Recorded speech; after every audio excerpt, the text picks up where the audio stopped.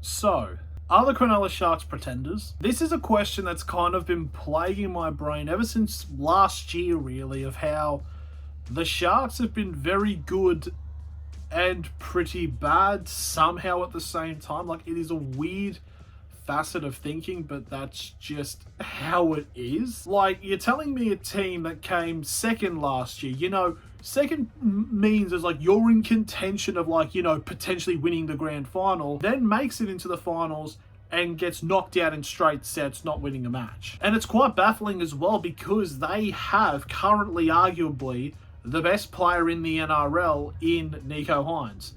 Like, obviously, they gave him the Dally M last year, so, he has to be good. But for some reason, the Sharks' inconsistency has been a bit lackluster, especially looking into their current 2023 campaign. So, what's going on? Most of the outlook that can be said about the 2023 season so far for the Sharks has been, all right, but not great. Most of their results in recent months have kind of followed into a theme which is kind of been traced as the Cronulla Sharks being bottom feeders, where they go really well against teams lower down the ladder, but you put them up against a team that is same positioning or higher, and they crumble. One such example of this is the string from about the bye in round 13 to now, and you can see this being apparent. For context going into this bye, the Cronulla Sharks are coming off 2 wins. A 26-6 win against the Newcastle Knights, and a 20-14 win over the Manly Sea Eagles. Granted, not top of the table contention, but still 2 teams that currently and since then have had aspirations of breaking into the top 8. But then as we go in from the round 13 bye, something happens. They take on the Brisbane Broncos in round 14, and the Broncos just outplay them at their own park, winning 20-12. And then the Cronulla Sharks in round 15 head down to Melbourne, where they get put 54 on them. But they are able to actually bounce back from that somewhat in round 16 with a 48-10 win over the Canterbury Bulldogs. And then they go into the round 17. So in that stretch, did get a win, but suffered 2 losses to teams that are around them, and basically teams that would eventually have to play in the finals. They would continue from the Bulldogs win as they would go in and put sizable wins against the Dragons and the Tigers.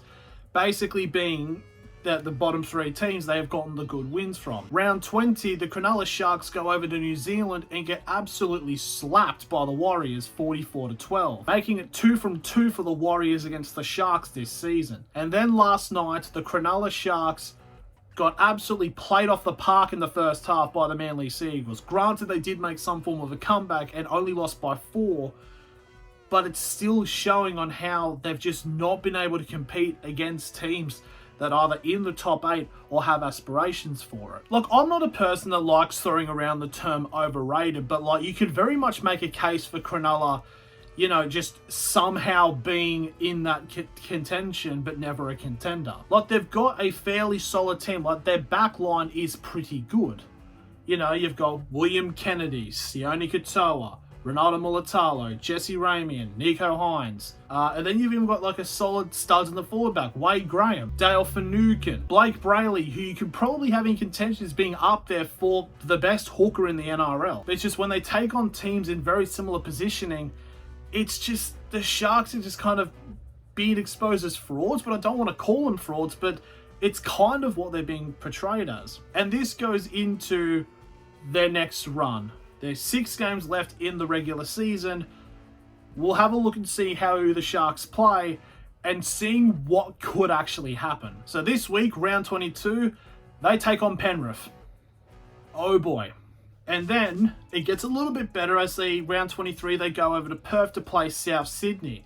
I say a little bit better, but South Sydney are one of the teams very much trying to get into the top 8 like a lot of others. Then round 24, they're back home and they're taking on the Gold Coast Titans. Now, depending on how results go, the Titans might get taken out of the charge for the top 8 push, but at this point, they're still just about clinging on to dear life. But, that could be a much-needed win for Cronulla right there. Then round 25, they take on the North Queensland Cowboys up in Townsville. The Cowboys are had probably one of the best changes of form I've seen in a season and are very much looking like the Cowboys that they were last year. Then round 26, they go to Newcastle and play the Knights. Again, another team who are trying to get into the 8, who are currently 3 on the trot as of right now, and have games where they are going to try to put up and get wins. As this game, actually, the round 26 match, is the final of 3 straight home games for the Knights. And finally, the Cronulla Sharks in round 27 take on the Canberra Raiders.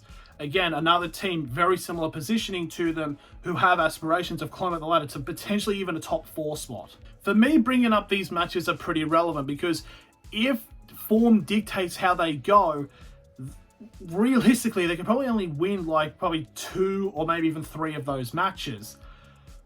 And it's something they need to change if they wanted actually to step up, because with all the teams trying to climb up to them, there is somewhat of an actual possibility the Sharks just drop off the face of the earth and not make the finals, which is just shocking, and it's abhorrent. Now, this is all like he say, she say, so we don't know what is going to happen, but I guess we just kind of have to find out and see if anything can change. But do I think they're contenders or pretenders?